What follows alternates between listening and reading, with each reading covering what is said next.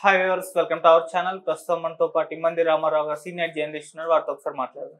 Sir నమస్కారం. Sir నమస్తే అండి. సార్ ఢిల్లీ లిక్కర్ స్కామ్ లో కవిత గారు అవస్థ దాదాపు 4 నెలలకు పైనే అవుతుంది సార్. అయితే ఇప్పటి వరకు బెయిల్ దొరకలేదు. ప్రతిసారి బెయిల్ రిజెక్ట్ అవుతూనే వస్తుంది. అయితే కవిత గారిని కలవడానికి కేటీఆర్ గారు, హరీష్ రావు గారు వెళ్ళడం, చాలా సార్లు కవిత గారి గురించి మాట్లాడడం మనం చూసాం.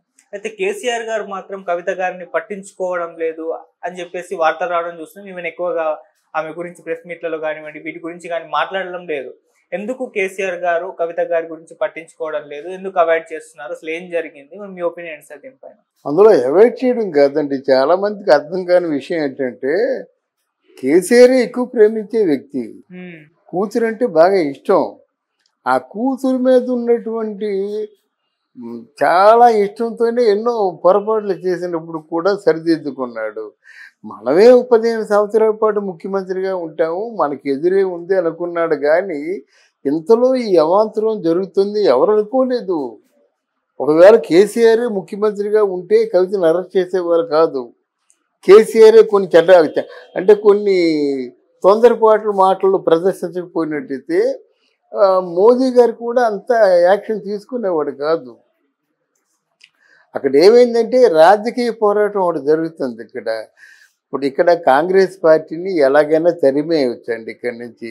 ఎందుకంటే కాంగ్రెస్ పార్టీని ఎవరో ప్రత్యేకించి తరమవలసిన అవసరం లేదు. కాంగ్రెస్ పార్టీలో ఉన్నటువంటి వెన్నుపోటుదారులు చాలామంది ఉన్నారు. వాళ్ళ కళ్ళు వాళ్ళే పొడుచుకుంటారు. ఇక్కడ బాగా పాతుకున్న పార్టీ ఏదంటే ఆయన అనవసరంగా బీఆర్ఎస్ పెట్టాడు. కానీ టీఆర్ఎస్ పార్టీ మనం మొదటి నుంచి మొత్తుకుంటున్నాం. ఇదేంటి ఎంత అనాలోచితంగా పెట్టుకున్నాడు. టీఆర్ఎస్ అంటే నీకు ఉద్యమ పార్టీ, మా రక్తం దారపోసావని చెప్పొచ్చు. బీఆర్ఎస్ అంటే నువ్వు పెట్టిన పార్టీ. నువ్వెందుకు పెట్టుకున్నావు? ప్రైమ్ మినిస్టర్ అవ్వడం కోసం పెట్టుకున్నావు. స్వార్థంతో పుట్టినట్టు పార్టీ బీఆర్ఎస్ పార్టీ, నిస్వార్థంగా పోరాట పడిమతో వచ్చిన పార్టీ టీఆర్ఎస్ పార్టీ.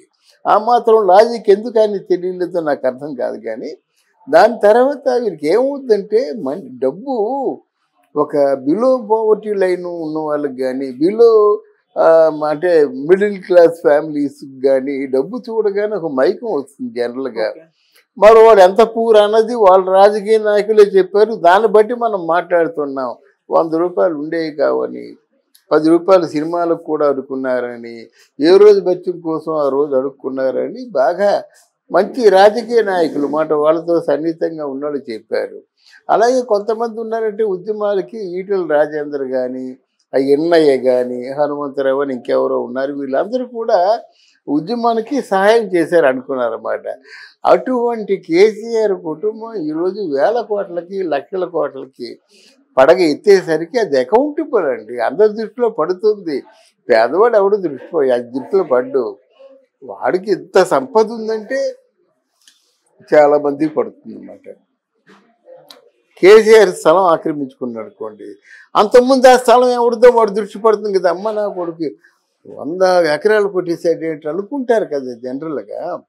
అందువలన ఆయన చాలామందికి దూరం అయ్యాడు.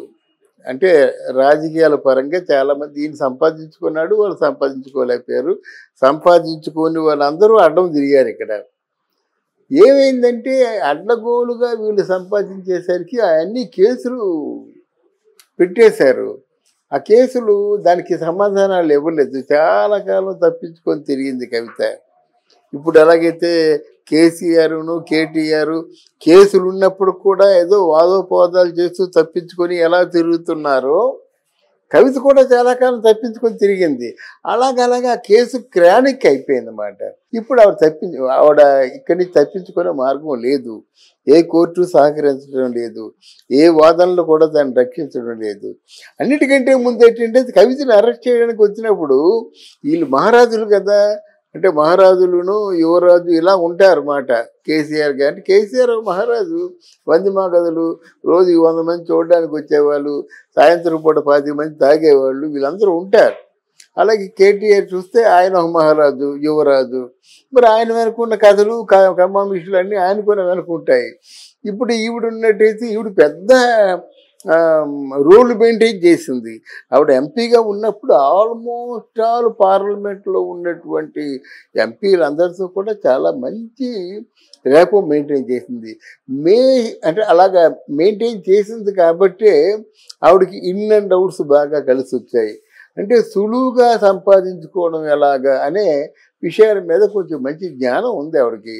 దాంతో ఏంటంటే ఎవరికి బయటపడకుండా సంపాదించుకునే మార్గాన్ని ఎంపిక చేసుకుంది. తర్వాత మామూలుగా డబుల్ బెడ్రూమ్లో ఉండి ఒకప్పుడు టైటాన్ వాచ్ 3,000 రూపాయలు టైటాన్ వాచ్ కొనుక్కున్నప్పుడు ఎంత మురిసిపోయిందో మనం చూసాం ఇంటర్వ్యూస్లో. అద్దె కొంపలో ఉంటున్నాం, అది కూడా డబుల్ బెడ్రూమ్ అని ఆవిడే చెప్పింది. ఇప్పుడు 600 రూపాయలు కన్స్ట్రక్షన్ చేసిన ఇంట్లో ఉంటామని ఆవిడే చెప్తుంది. అంతకుముందు వాచ్ ఖరీదు 3,000 అని చెప్పింది, ఇప్పుడు వాచ్ ఖరీదు 35 లక్షలు అని చెప్పింది. రెండు విన్నాం, మనకే తెలుస్తుంది కదా డిఫరెన్స్. అందువల్ల ఒకేసారి ఏదో కొంచెం ఆశపడిన తర్వాత క్రానిక్ అయింది. అంటే ఏమాత్రం అవకాశం ఉన్నా బయటకు వచ్చేది. తండ్రి ఏంటంటే కన్న తండ్రి పెంచిన తండ్రి కనుక అలా కోర్టులో 10 కేజీలు తగ్గిపోయింది. ఇప్పుడు అప్పటికిప్పుడు 10 కేజీలు తగ్గింది. కన్న కూతురు ఆ స్థితిలో ఉండడం ఏ తండ్రి చూడలేడు. ఆ మొహం చూపించలేక వెళ్ళలేదు కానీ పట్టించుకోక వెళ్ళలేదా? ఆ కూతురు కోసం ఎవరి కాలు పట్టుకోమన్నా పట్టుకుంటాడు కేసీఆర్. అంటే కన్న ప్రేమ అటువంటిది. రాలేదని ఆవిడ ఆలోచించడం కూడా తప్పు కాదు. కేటీఆర్ ఉన్నాడంటే కేటీఆర్ మామూలుగా నామకే వాస్తే వెళ్తాడు కానీ కేటీఆర్కి ఏం అవసరం? అంతగా మాట్లాడే శక్తి కూడా లేదు. తెలంగాణలో యువరాజు, ఢిల్లీలో ఈయనెవరండి? అంతే కదా. హరీష్ రావు కూడా యాక్షన్ తీసుకోలేడు. పాప ఆ సంతోషం ఎవరో ఉన్నారు కదా భర్త, బాగా ఏడ్చారట ఉదయం, ఉక్కిరి బిక్కిరైపోయి ఏడ్చారట. అంటే ఆ వెయిట్ తగ్గిపోవడం పట్ల, ఆరోగ్యం బాగాలేకుండా ఉన్నదాని పట్ల. ఏదైనా వీళ్ళకి బెయిల్ ఇవ్వడం మాత్రం సత్యదూరం జరగదు. ఏదో ఒక పెద్ద అద్భుతం జరిగి బెయిల్ ఇవ్వాలి కానీ ఖచ్చితంగా జైల్లో మగ్గవలసింది. అదే ఇప్పుడు లేటెస్ట్గా చూశాను నేను. ఏంటంటే మరి కవితకి బెయిల్ రానట్టే అనేది మెసేజ్ చూశాను. చెప్పా కదా ఏదైనా ఒక అద్భుతం జరగాలి అంటే ఏంటి, ఈయన వెళ్ళిపోయి బీఆర్ఎస్ని ఆ మోదీ పారదాల దగ్గర పెట్టేసినట్టయితే సాధ్యపడే అంశాలు ఉండొచ్చు. ఆ ప్రయత్నాలు కూడా కేసీఆర్ గారు చేస్తున్నట్టుగా వాళ్ళు యాక్సెప్ట్ చేయొద్దండి. వాళ్ళు యాక్సెప్ట్ చేయొద్దా? వాళ్ళు యాక్సెప్ట్ చేయడం కాకుండా ఇట్లా మంతనాలు జరుపుతున్నారు. కేసీఆర్ గారు, హరీష్ రావు గారు కూడా ఢిల్లీ వెళ్ళారు. అయ్యా బీజేపీ పార్టీ ఎలాంటిదంటే హోమ్ మినిస్టర్, భారతదేశంలో హోమ్ మినిస్టరు అంటే ఏమాత్రం అభిమానం లేకుండా హైదరాబాద్ వచ్చి జూనియర్ ఎన్టీఆర్ దగ్గర టిఫిన్ తిన్నాడు. అవును. అలాగే ప్రభాస్ని ఆయన రప్పించుకున్నాడు. ఎవరు? మోదీ గారు రప్పించుకున్నారు. ఏమిటి దీనికి ఎలా చూస్తారు మీరు? హోంమంత్రి వచ్చి మోదీ గారి ఇంట్లో టిఫిన్ చేయడమా? అంటే ఇక్కడ ఏంటంటే వాళ్ళకి అవసరం ఉంటే ఎంత దూరమైనా వస్తారని చెప్పడం కోసం చెప్పా. అందుకే వాళ్ళకి అవసరం వస్తే ఇక్కడికి వస్తారు, తెలంగాణ వస్తారు, పట్టుకుంటారు, ఇద్దరు భోజనం చేద్దాం ఉంటారు, చేపల పులుసు తిందాం అనుకుంటారు, ఏమైనా అనుకుంటారు. వాళ్ళకి అవసరం లేకపోతే అవసరం, ఇప్పుడు అవసరం లేదు. ఇప్పుడు కేంద్రంలో అంటే ఎన్డీఏ కన్వీనర్గా చక్రం తిప్పగల వ్యక్తి ఉండాలి, చంద్రబాబు ఉండాలి. గనక చంద్రబాబు పంట పండింది కాబట్టి ఇక మూడు రోజులకి చంద్రబాబు ఢిల్లీ వెళ్తున్నాడు. కన్వీనర్ అనే పేరు తగిలించుకోకుండా కన్వీనర్గా ఉంటాడు. అంతేగాని కవిత ఏదో మా డాడీ రావడం లేదు, నన్ను నిర్లక్ష్యం చేశారనే మాట అది కరెక్ట్ కాదు. రాసుకున్న వాళ్ళు కూడా, రాసే వాళ్ళు కూడా కరెక్ట్ కాదు. అది కన్న తండ్రి ప్రేమ అండి. ఒకే ఒక కూతురు ఉన్నప్పుడు కన్న తండ్రికి ఎంత ప్రేమ ఉంటుంది? ఎందుకు ఈ బతుకు, చచ్చిపోతా అనిపిస్తుంది అన్నమాట. నేను చచ్చిపోయి నా కూతురు బతికినా చాలు. నిజమైన ప్రేమ అలాగే ఉంటుంది.